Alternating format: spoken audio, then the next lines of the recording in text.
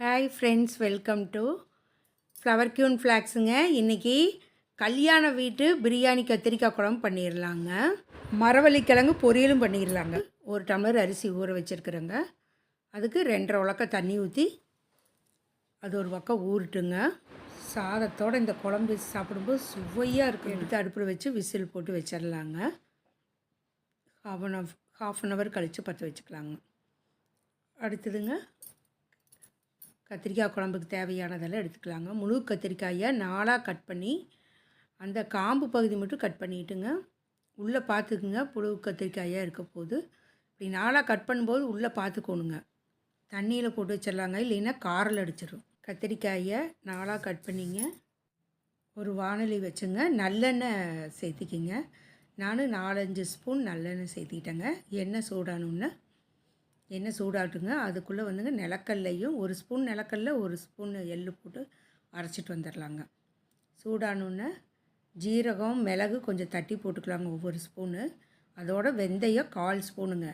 பூண்டு வந்துங்க 7-8 பூண்டு சின்ன சின்னதாக கட் பண்ணி போட்டுக்குங்க. கருவேப்பிலை ஒரு கீத்துங்க. பெரிய வெங்காயம் 2 போடுங்க. இல்லையா சின்ன வெங்காயம் நான் ஒரு 20 வெங்காயம் கட் பண்ணி போட்டிருக்குறேங்க.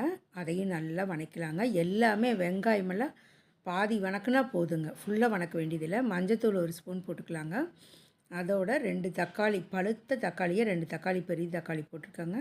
அது அரைவாசி வெந்தால் போதுங்க, முழுசாக தக்காளி வேக வேண்டியதில்லைங்க. அதோட நாம் கட் பண்ணி வச்சுருக்கிற கத்திரிக்காயை ஆட் பண்ணிக்கலாங்க. மல்லித்தூள் 1 ஸ்பூனுங்க போட்டுட்டு இந்த கத்திரிக்காயெல்லாம் கட் பண்ண கத்திரிக்காயெல்லாம் அதில் போட்டுடலாங்க. நான் 1/4 கிலோ கத்திரிக்காய் வாங்கியிருக்கேங்க. அது ஃபுல்லாகவே இதில் ஆட் பண்ணிக்கிட்டேங்க. நல்லா பெரட்டி விட்டுறலாங்க.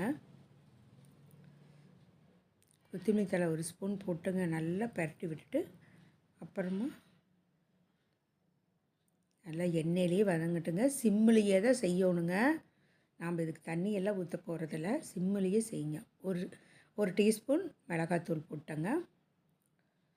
அதே மாதிரி புளி தண்ணி ஒரு நெல்லிக்காய் சைஸு ஊற வச்சுருந்தேனுங்க, அதையும் ஆட் பண்ணியாச்சுங்க. உப்பு தேவையான அளவுங்க 1 ஸ்பூன் போட்டிருக்குறேங்க. கல்லுப்பு சேர்த்திக்கிங்க, ரொம்ப ரொம்ப உடம்புக்கு நல்லது. குழம்பு வகைகளில் கல்லுப்பு தாங்க சேர்த்திக்கணும். கத்திரிக்காய் நல்லா வெந்த பிறகுங்க நம்ம அந்த எள்ளுமு நிலக்கல்லையும் அரைச்சிட்டு வந்த பேஸ்ட்டை ஊற்றிக்கலாங்க. அதனோட தண்ணி மட்டும்தாங்க ஆட் பண்ணணும். நல்லா பெரட்டி விட்டுறலாங்க. கத்திரிக்காய் வெந்த பிறகு தான் அந்த பேஸ்ட்டை ஊற்றணுங்க. நம்ம மறந்துடாதீங்க.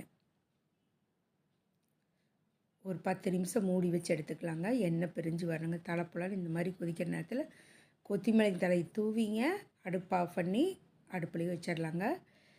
மரவள்ளிக்கிழங்கு நான் ஒரு 3/4 கிலோ வாங்கியிருக்கிறேங்க. நல்லா சுத்தமாக கழுவிடலாங்க. வீட்டுக்கு பக்கத்துலேயே விற்றுட்டு வந்தாங்க. சுத்தமாக கழுவிக்கோணுங்க. மண்ணெல்லாம் இந்த மாதிரி துண்டு துட்டாக வெட்டிங்க. இப்படி சைடில் கத்தியால் நாம் அது தோலை உரிக்கிறதுக்கு கீத்து மாதிரி போட்டுடலாங்க.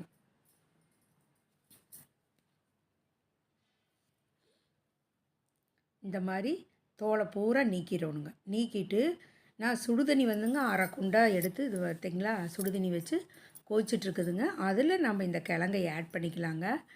10 நிமிஷம் தாங்க, கிழங்கு சீக்கிரம் வந்துடுங்க. அதோட லைட்டாக உப்புத்தூளும் மஞ்சத்தூளும் போட்டுக்கலாங்க.